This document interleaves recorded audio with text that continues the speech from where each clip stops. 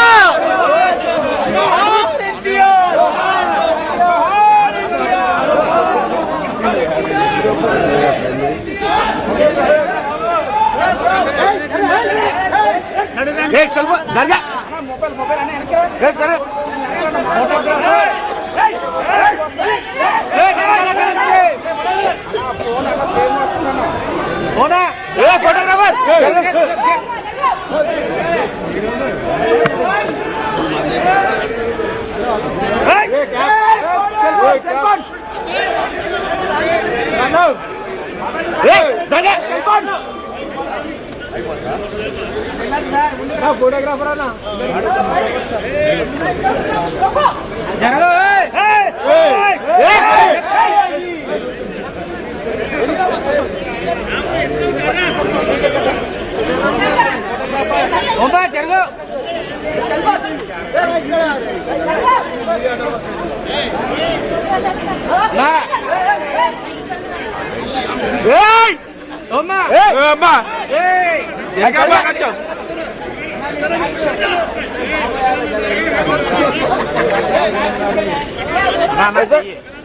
జరుగు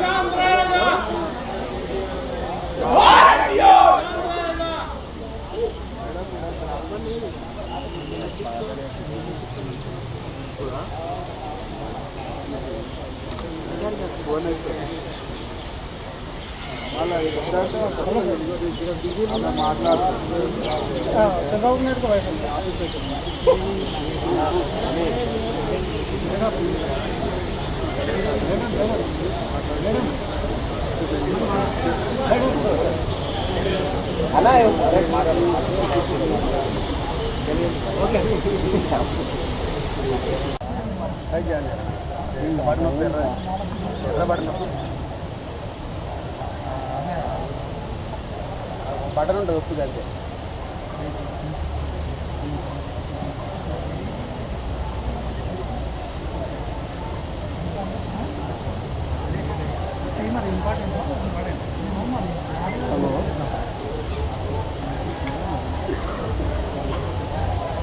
అది స్కాన్ చేసుకుంటే ఫోటో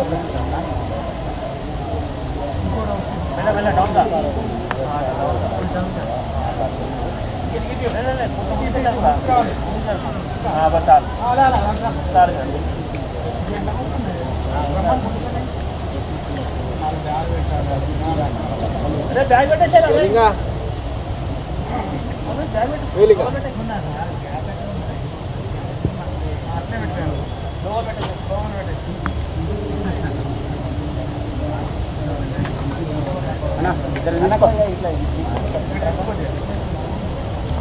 అన్నా జర తీసుకో అన్న అన్నా హలో అన్న కిట్ నెంబర్ 16 చూడండి అన్న ఎన్టీఆర్ కార్డ్ అవుతుందా అన్నా హలో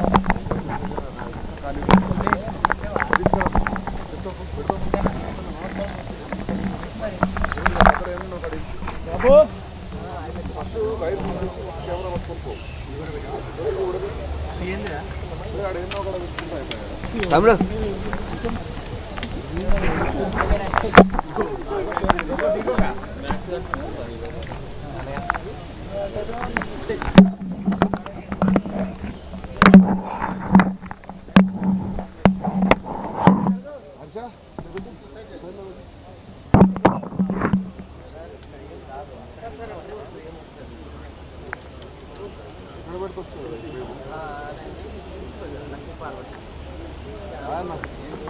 అక్కడ పెడితే ప్రేమ వస్తుందా రాకపోయినా లేదు మాట్లాడే బయట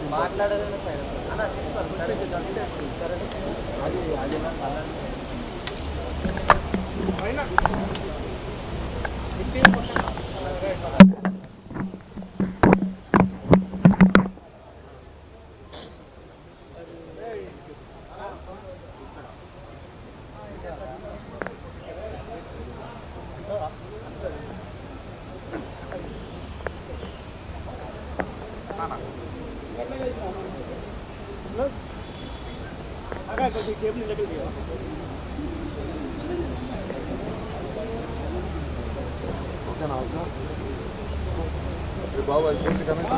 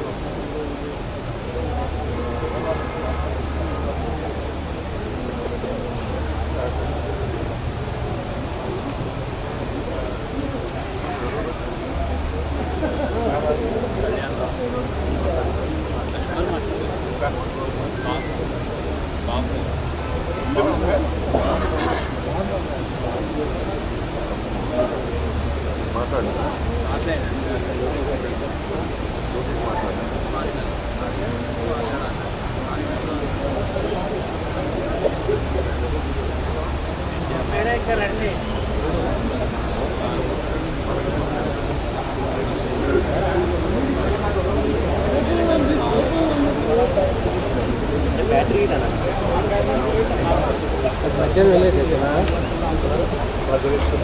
లంచ్ బ్రేక్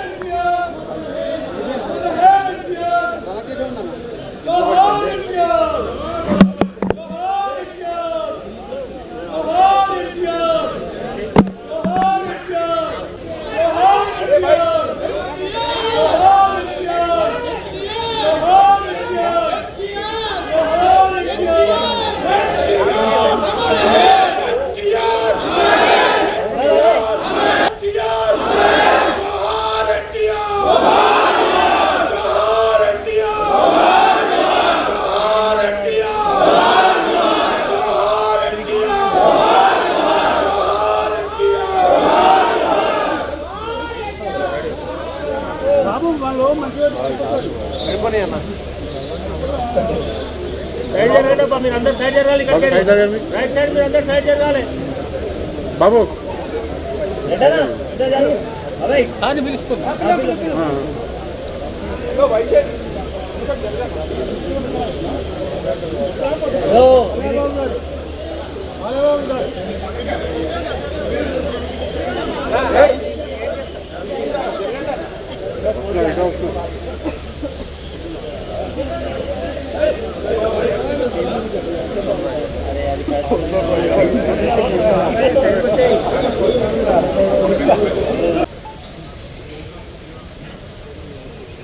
అంటే ఎన్నో సందర్భాల్లో చెప్పడం జరిగింది.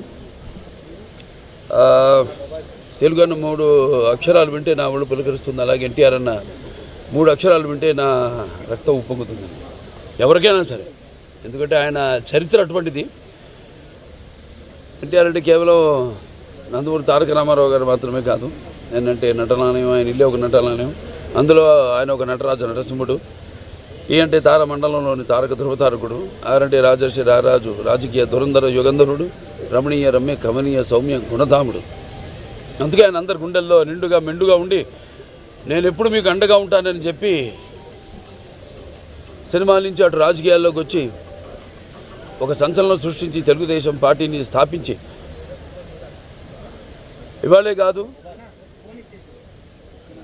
సూర్యచంద్రులు ఉన్నంత వరకు, మన తెలుగు జాతి ఉన్నంత వరకు ఆయన అందరికీ ఆరాధ్యుడు అయ్యాడు. ఆయన మరి ఆయన ఈ యొక్క ప్రస్థానం చూసుకుంటే అందరికీ ఎంతో, అంటే ముఖ్యంగా పార్టీకే కాదు, అటు ప్రతి ఒక్కరికి, అంటే కుల మతాల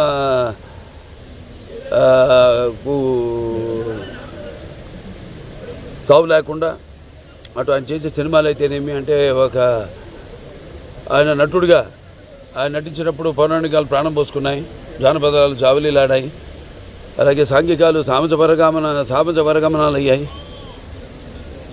పద్యం పదులెక్కింది, పాట నాటుని ఇచ్చింది, కళమ్మ తల్లి కన్నుల పండుగ చేసుకుంది, కలకలలాడింది, గలగల నవ్వింది.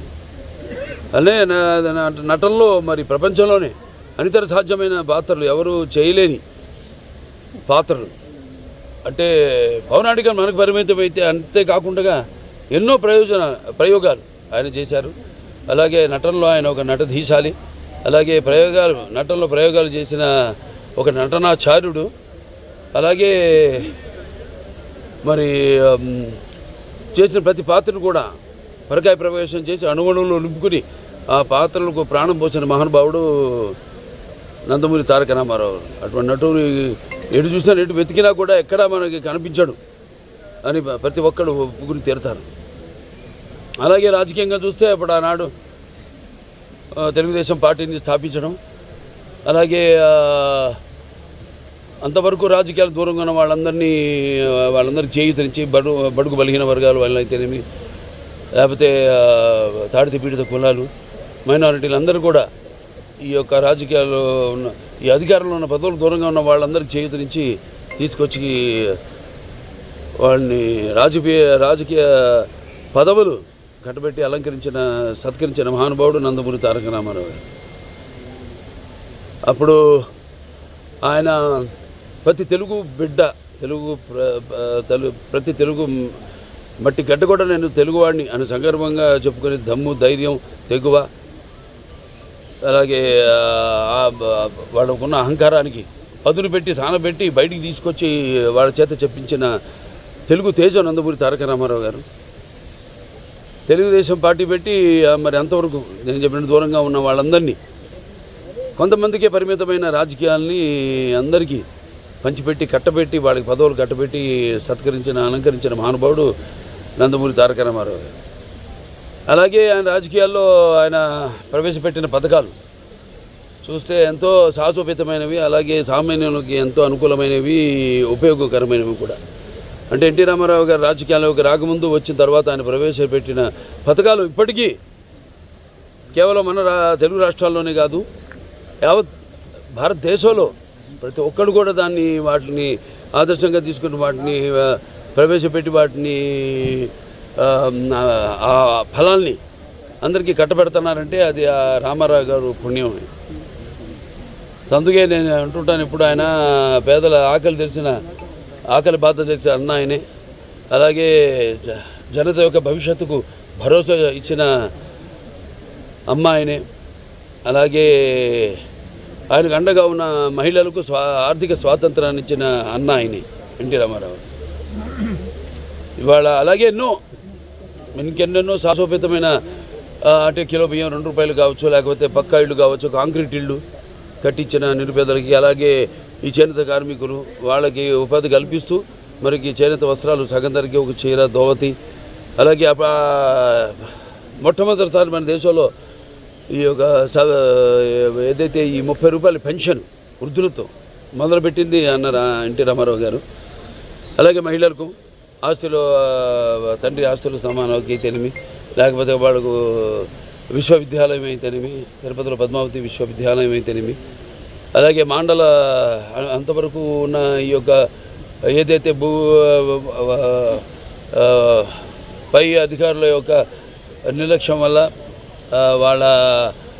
వాళ్ళ పైన ఉన్న ఒత్తిడి వల్ల ఏదైతే సామాన్య ప్రజలు ఇబ్బందులు పడుతున్నారో వాళ్ళందరికీ ఆనాడు ఉన్న ఈ యొక్క తాలూకాలని రద్దు చేసి ఆనాడు ఈ యొక్క మాండల వ్యవస్థను తీసుకొచ్చిన మహానుభావుడు నందమూరి తారక రామారావు.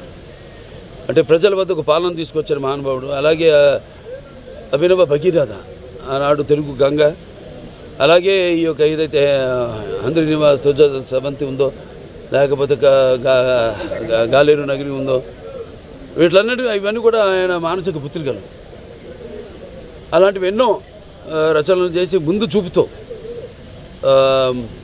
రాష్ట్రం అవిభక్త ఆంధ్ర రాష్ట్రాన్ని ఎంతో అభివృద్ధి చేసి ముందుకు తీసుకెళ్ళిన మహానుభావుడు. అంతవరకు తమిళులుగా పిలువబడ్డ మనల్ని మనం తెలుగు వాళ్ళం, మన తెలుగు జాతి అన్న ఒక గుర్తింపు తీసుకొచ్చిన మహానుభావుడు నందమూరి తారక రామారావు. అలాగే ఇప్పుడు ఆయన్ని స్ఫూర్తిగా తీసుకుని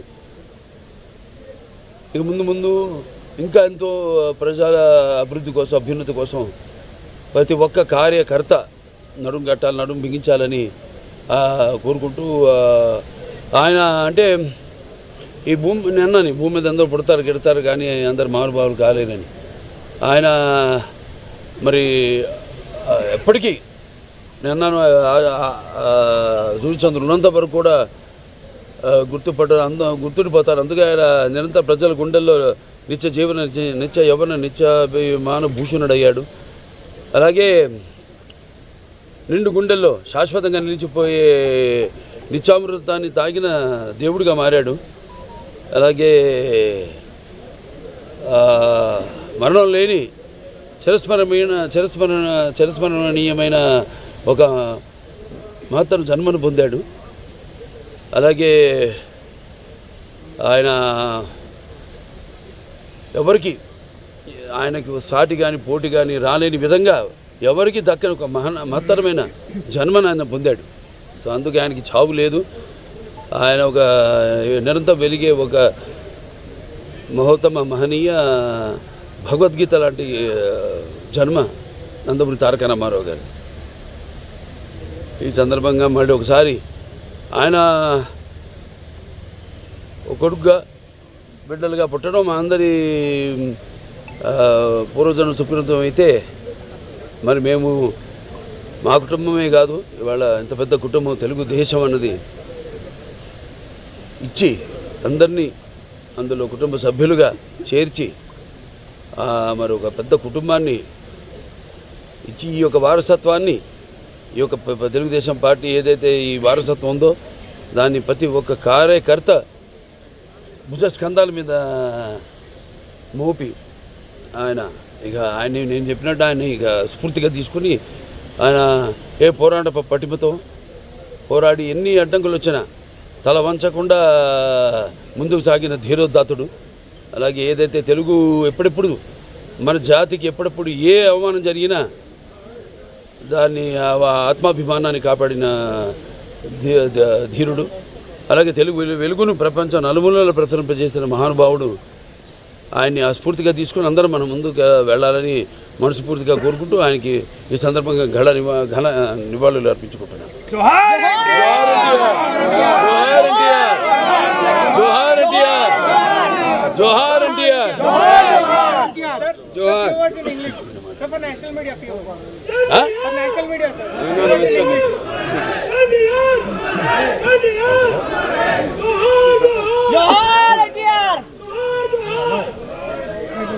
అందరికి హృదయపూర్వక నమస్కారాలు. చెయ్యెత్తి చేయకొట్టు తెలుగోడ గతమంది ఘనకీర్తి కన్నవాడ అని మన తెలుగు జాతి ఔన్నత్యాన్ని ప్రపంచ నలుమూల వ్యాపింప చేసిన మన తెలుగు తేజం, మన తెలుగు పౌరుషం, మన తెలుగు గుండె చప్పుడు మన నాన్నగారు విశ్వవిఖ్యాత నట సార్వభౌముడు పద్మశ్రీ నటరత్న కళ ప్రపూర్ణ డాక్టర్ నందమూరి తారక రామారావు గారి 30వ వర్ధంతి నేడు. కుటుంబ సభ్యులందరూ కానివ్వండి, వారి ఆశీస్సు తీసుకోవడానికి వచ్చాం. కుటుంబ సభ్యులే కాదు, వారి అభిమానులు, కుటుంబ శ్రేయోభిలాషులు, నందమూరి వంశ అభిమానులు అందరూ వచ్చారు వారి ఆశీస్సు తీసుకోవడానికి. మరి వారి గురించి అన్న బాలకృష్ణ గారు ఎంత మాట్లాడే వారి గురించి ఎంత మాట్లాడినా తక్కువే.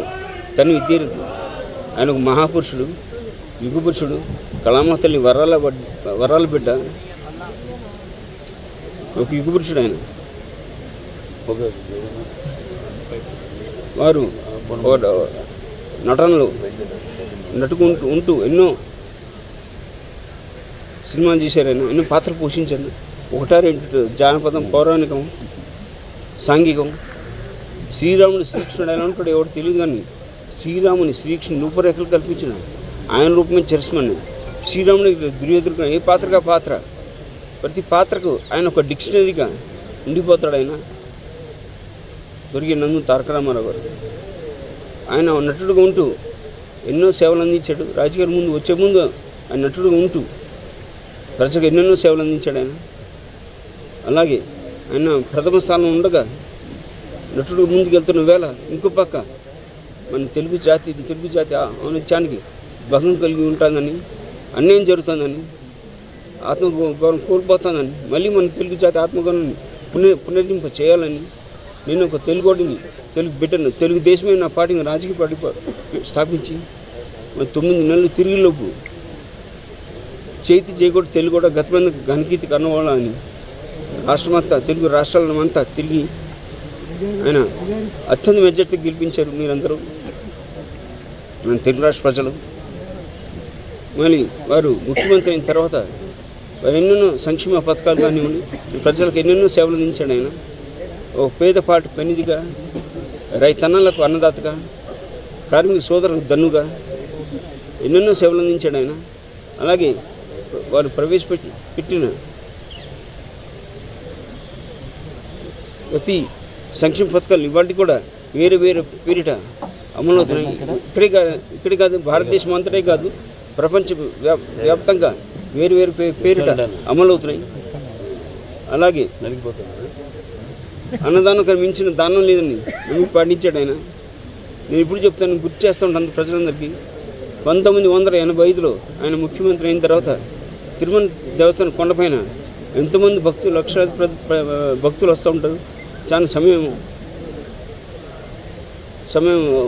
అవుతుందండి. ఆయన 4 ముద్దలు పెడతామని అనుకుని ఆయన అన్నదాత, అన్నదానం మించిన దానం లేదని ఆయన ఉచితంగా పెట్టాడు. ఆయన అన్నదానం అక్కడ వారి గురించి ఎంత మాట తక్కువ తనివి తీరు. అలాగే తెలుగు భాష కూడా ప్రతి ప్రభుత్వ వాహనాలపై, ప్రభుత్వ కార్యాల పటాలపై తెలుగు సువర్ణ అక్షరాలతో ఉండాలని చేపట్టింది ఉన్నాను ఎన్టీఆర్. వారి గురించి ఎంత మాట్లాడినా తక్కువ తనివి తీరదు. ఆయనకి మరణం లేని జననం స్వర్గీయ తారక రామారావు గారికి తెలుగు జాతి, తెలుగు గడ్డ, తెలుగు నేల, తెలుగు భాష ఉన్నంతకాలం ఆయన రామనామం చిరస్మరణి. మరి అన్నగారు అన్నట్టు నేను ఒక బిడ్డలకు పుట్టడం పూర్వజన్ సుకృతం చేసుకున్నాం. ఆ బిడ్డకు చాలా అదృష్టంగా భావిస్తూ సెలవు తీసుకున్నాను. మరణం లేని జన్మ ఎన్టీఆర్ది.